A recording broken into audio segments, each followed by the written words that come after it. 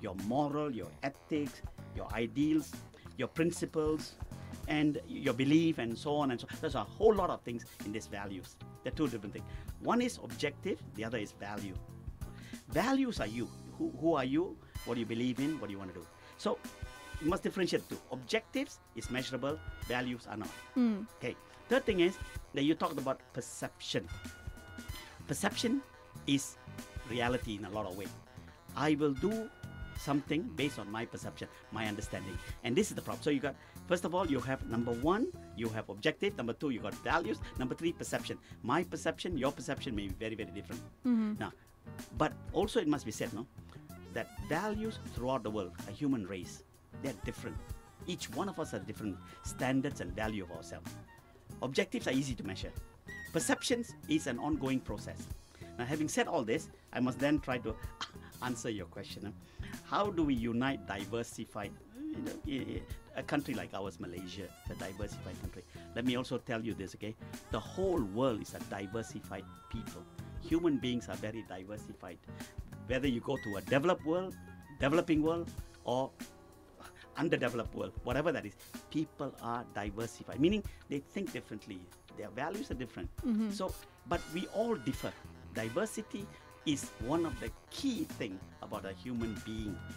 We have always been diverse in many ways. That could also be an asset where everyone is different. They, exactly. they have their own specialty. Absolutely. Absolutely. Now, because we are so diversified, 50 years ago and now, have we changed? Of course we have changed. But the problem is that I don't understand you, you don't understand me, you don't look me from your point of view, I'm different, from my point of view, you are different.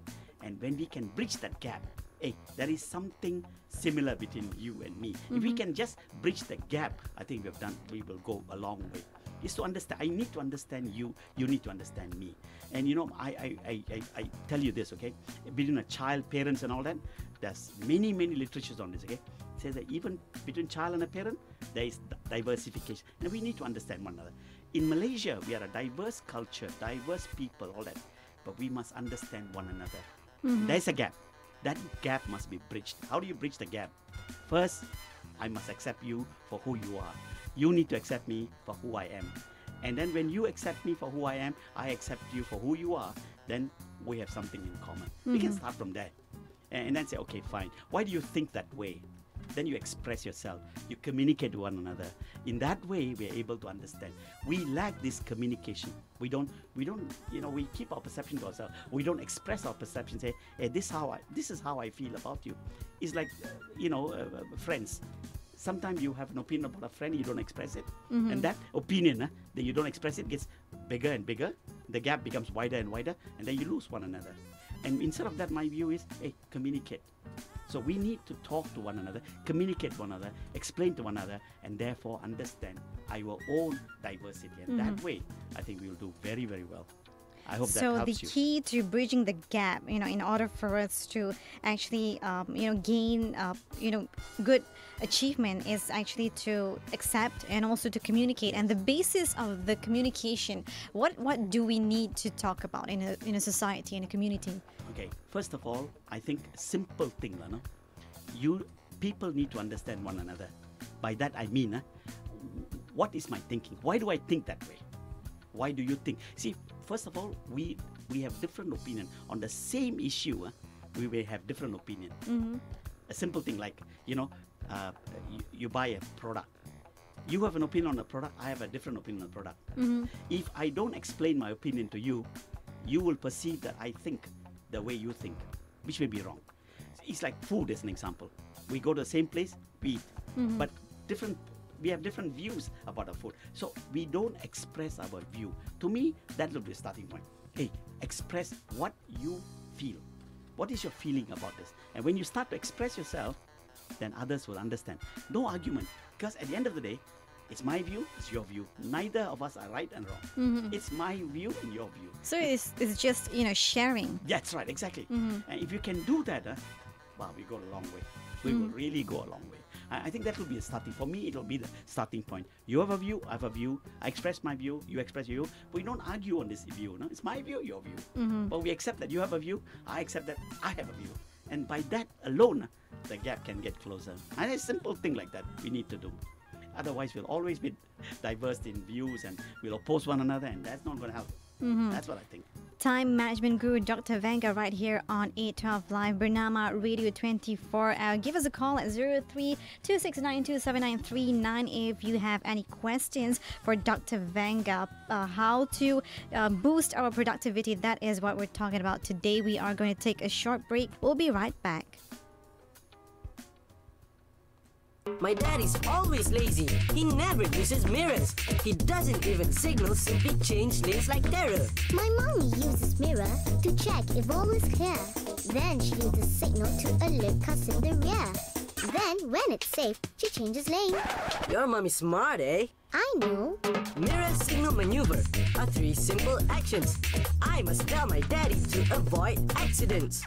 You can make a difference. Imagine living longer. Imagine feeling better. Imagine saving money. Now stop imagining and do something about it. Kick the habit. Bernama Radio 24 in support of being healthy.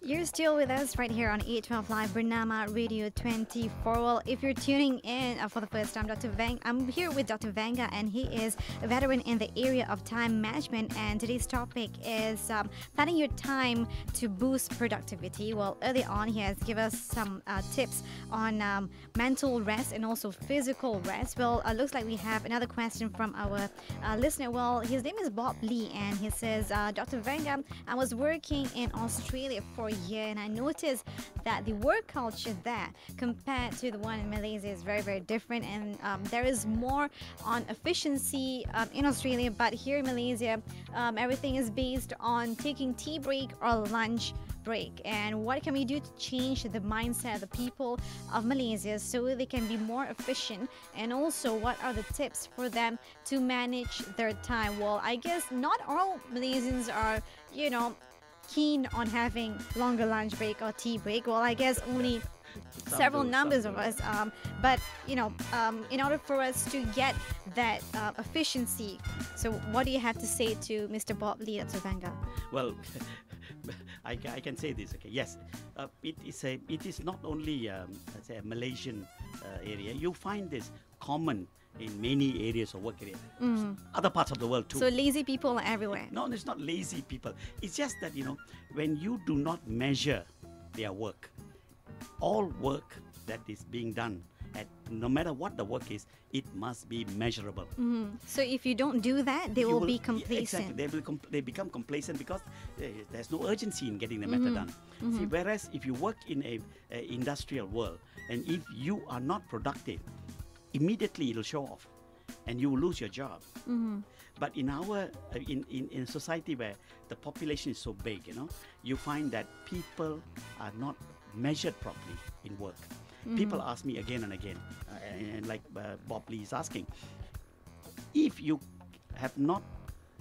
do not have a way to measure work that is to be done for the day by the employee, then you will always have this problem of saying that, well, they are not productive.